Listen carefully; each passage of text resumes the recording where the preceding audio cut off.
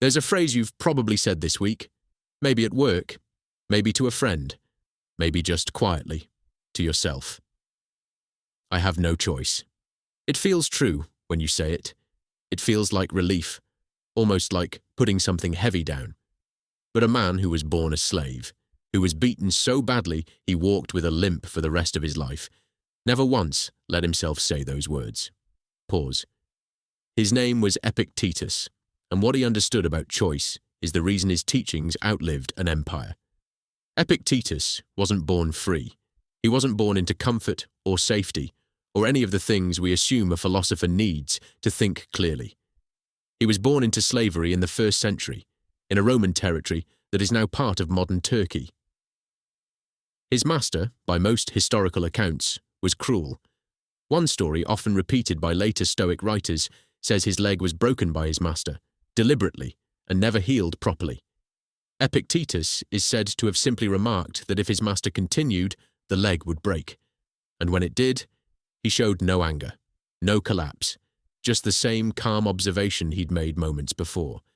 Whether every detail of that story is exact history or slightly embellished by admirers, one thing is certain.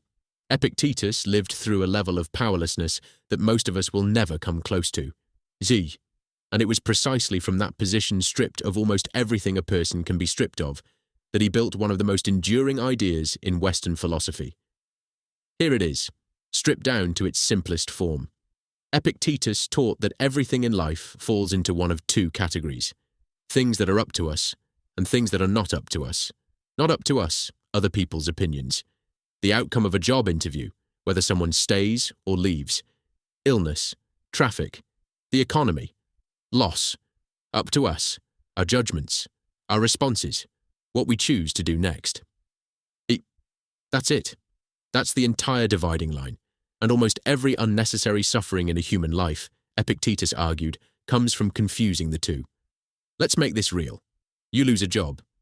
The job loss itself, not up to you. Maybe the company restructured. Maybe timing was bad. You couldn't control that. But how you respond to it, that was always yours. Whether you spiral into, I have no choice, I'm ruined, or whether you say, this closes one door and I still decide what I do next. That decision was never taken from you. Someone ends a relationship with you. The ending, not up to you. Their feelings, their timeline, their decision, none of that was ever in your hands. But whether you tell yourself, I have no choice but to fall apart, or whether you say, I don't control this, but I control how I carry it, that's the only part of the story that was ever actually yours. Pause. This is the whole architecture of Epictetus's philosophy. Not indifference, not suppression, just radical clarity about what is actually yours to hold. Now here's where it gets uncomfortable. Because I have no choice doesn't just show up in huge, dramatic moments. It shows up constantly, in small sentences we barely notice ourselves saying. I have no choice. I have to answer this email right now. I have no choice. That's just how my family is. I have no choice. This is just who I am. Every single one of those sentences is doing the same quiet thing. It's taking something that actually does involve a decision, however difficult, and repackaging it as if no decision exists at all. Why do we do this? Because I have no choice is comfortable. It removes responsibility. If there was never a choice, there's nothing to examine, nothing to sit with, nothing that was, in some way, chosen. But Epictetus would say, this comfort comes at a cost, because if you convince yourself you have no choice in small things, you slowly convince yourself you have no choice in anything. And that belief, repeated enough times, is what makes people feel powerless in a life that, underneath all the noise, still has more room for agency than they think. Notice it this week.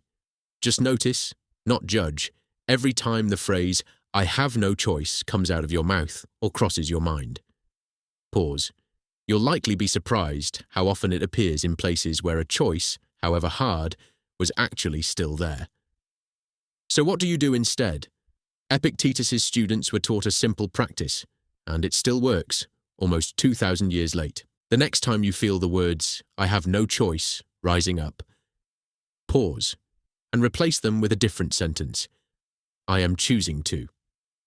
I am choosing to stay in this job for now because I need the income while I plan my next move. I am choosing to keep showing up for this relationship because it still matters to me. I am choosing to respond calmly because losing my composure won't change the outcome, but it will change how I feel afterward.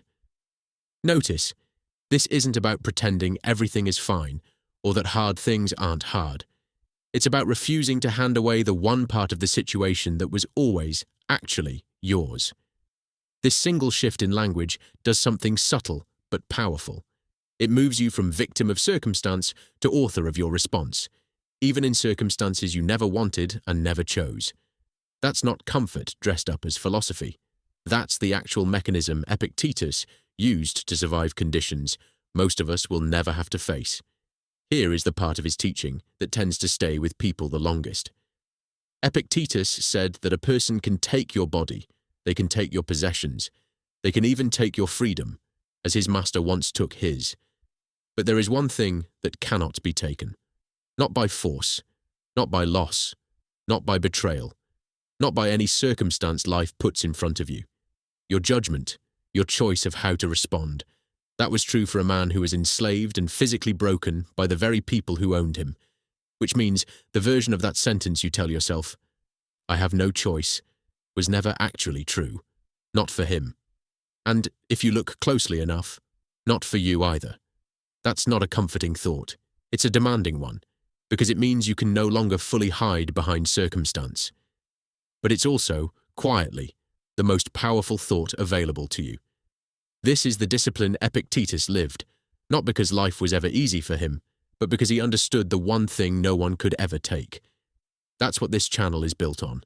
Not motivation, not noise, just the quiet command of a mind that answers to no one but itself. If that's the kind of mind you're building, subscribe. There's more of this ahead.